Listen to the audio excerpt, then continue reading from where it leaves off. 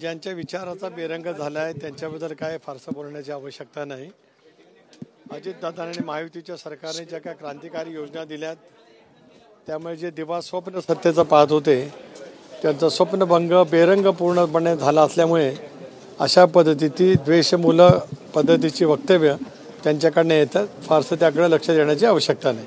खरं तर ही योजना सुरू झाली त्यावेळेला या योजनेचं नाव मुख्यमंत्र्यांचं नाव होतं या योजनेच्या सुरुवातीला, मात्र ते नाव काढण्यात आलं आहे. नाही, आपण म्हणतोय ते चुकीचं आहे. योजना आहे ती तशीच आहे आणि आम्ही बोलत असताना लाडकी बहीण योजना, मुख्यमंत्री लाडकी बहीण योजना अशाच पैसा आम्ही त्या ठिकाणी बोलत असतो. मात्र तुमच्या ब्रँडिंगवर नाही, ठीक आहे ना, तो काय फार मोठा चर्चेचा विषय नाही. तो काय फार मोठा चर्चेचा विषय नाही आहे. महायुती म्हणून आम्ही या निवडणुकीला सामोरं जाणार आहोत आणि आम्हाला जनतेचा पाठबळ महायुती म्हणून नक्की त्या ठिकाणी मिळेल.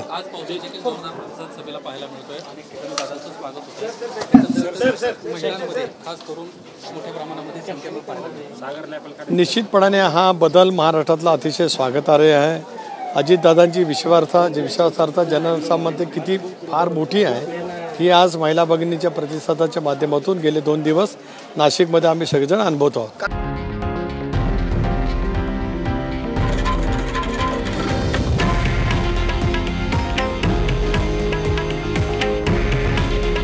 हे आहे देशातील नंबर 1 न्यूज नेटवर्क आणि आपण पाहत आहात TV9 मराठी.